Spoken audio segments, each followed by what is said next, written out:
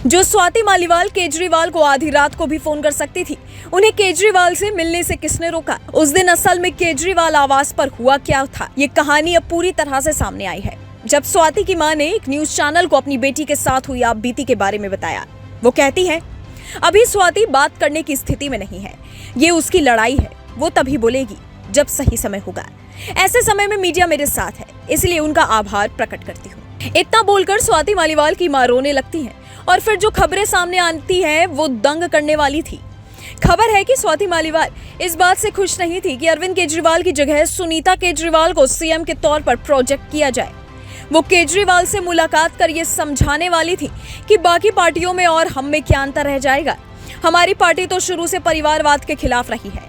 हालांकि कुछ लोग कहते हैं कि स्वाति खुद को केजरीवाल के उत्तराधिकारी के रूप में देख रही थी और ये बात सुनीता केजरीवाल को रास नहीं आ रही थी। लेकिन जैसे ही वो केजरीवाल के घर पर पहुंचती है, केजरीवाल के पीए विभव कुमार उन्हें रोक लेते हैं। स्वाति को इस बात का बुरा इसलिए लगता है क्योंकि स्वाति कभी विभव कुमार की बॉस रही थी। साल 2000 में अरविंद केजरीवाल और मनीष सिसोदिया ने परिवर्तन नाम से एनजीओ बनाया था। 2006 में यही NGO public cause research foundation के नाम से रजिस्टर्ड हुआ। परिवर्तन रजिस्टर्ड एनजीओ नहीं था। ये एनजीओ अरविंद केजरीवाल ने रेमन मैग्सेसे पुरस्कार के पैसों से बनाया था। इन दोनों एनजीओ की सर्वा स्वाति मालीवाल थी। केजरीवाल इसका नाम थे तो चेहरा स्वाति थी और इस एनजीओ में विभव कुमार सिर्फ एक स्टाफ थे। इसीलिए स्वाति को ये बात अच्छी नहीं लगी कि हमारा ही जूनियर आज हमको आंख दिखा रहा है। हालांकि ये पहली कहानी थी। दूसरी कहानी ये भी है कि कांग्रेस के प्यार में सियासी रूप से धृतराष्ट्र बन चुके अरविंद केजरीवाल अपने ही लोगों को दुख दे रहे हैं। स्वाति मालीवाल फिलहाल राज्यसभा सांसद है और कुछ दिनों पहले उनके पास कुछ पार्टी कार्यकर्ता के जरिए ये मैसेज पहुंचाया गया था कि स्वाति सीट छोड़ दे, उन्हें हम पार्टी में एडजस्ट कर लेंगे। बताया जाता है कि ये सीट अरविंद केजरीवाल का केस लड़ रहे एडवोकेट मनु सिंघवी के लिए खाली करना है।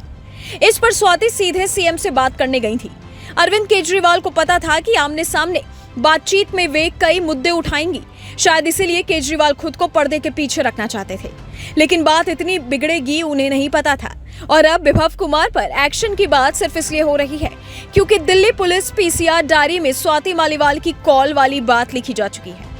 भले ही एफआईआर दर्ज नहीं हुई है, पर पहली सूचना तो दिल्ली पुलिस को मिल चुकी है और स्वाति का पता अगर अगले कुछ दिनों तक भी नहीं चलता है तो फिर इस केस में सीबीआई की एंट्री हो सकती है, क्योंकि इस सवाल एक महिला की सुरक्षा का है। एक ऐसी महिला जो देश भर की और दिल्ली भर की महिलाओं की आवाज उठाती थी, पर आज खुद के लिए ना तो एक ट्वीट कर पा रही है और ना ही मीडिया के सामने आकर सच्चाई बता पा रही है। Bureau report, global Bharat TV.